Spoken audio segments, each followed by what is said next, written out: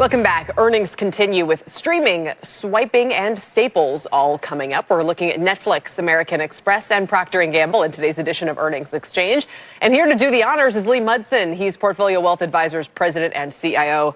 Lee, it's great to see you. Some people claim there's a hair indicator, Lee, that the higher it is, the more bullish you're feeling. So we're going to see as we work through the next couple of names, we're going to see if this one holds today.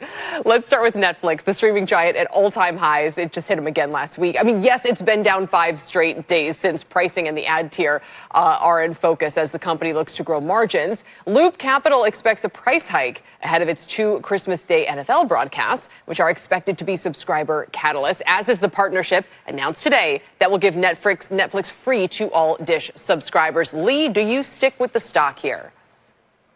You know, I think you should. I'll tell you why. It's a pricey stock. Nobody cares about what the valuations are. I think the real story is not so much the password crackdowns, is not so much the ad-supported situation. I don't care about the Dish deal. Doesn't mean a thing to me.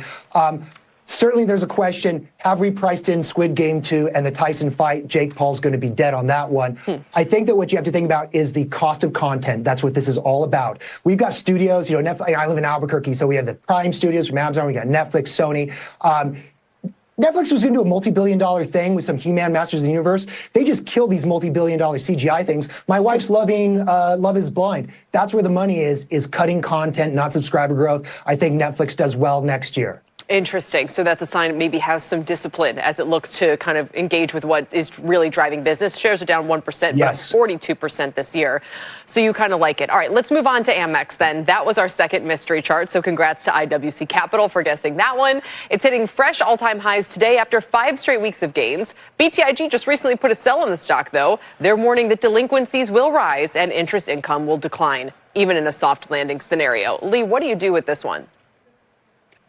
We have a no landing scenario, and I don't care about default rates for the rich. This is a great way to play the surge in credit costs. This is a great way to play the wealthy consumer, but not have to play China. So there's FOMO for that high-end consumer. You look at Louis Vuitton, they're having problems in China. You're looking at Ferrari, you're looking at all this luxury stuff. They have that China slowdown. We don't have the same type of drag with American Express. So I think it's going to continue executing, it's going to continue to do well. Plus, how am I supposed to go to the beautiful LAX, you know, Delta, like business class lounge without my purple Amex card? I'm going to keep paying for it. Don't listen to all the delinquency stuff. This is all about the high-end consumer with a U.S. play. I think it continues to. You tell rich people to stop buying stuff, then I'll give you a valuation on Amex that looks like Discover card, meaning, you know, half of what it is now. Right. And I think you're sticking, I mean, and it's like you said, if we're in a no landing, you know, where's the concern? So then quickly on Procter & Gamble, the Staples giant is just off September all-time highs. You know, we're watching the consumer here and abroad for trade down and private label demand, but B of A is hopeful new product innovation can help. Would you be an owner of this one? No, I'd rather buy a large cap value ETF. You're talking about Procter & Gamble at 24 multiple. 24 years ago, people were paying a 30 multiple for Procter & Gamble. It lost 50% of the value, took 4 years to get back. Procter & Gamble is one of those stocks, not like Netflix, that does trade on valuation. Why am I paying so much for this stock with 2% organic sales growth? It's so diversified. I don't care about the Love's Diapers relaunch.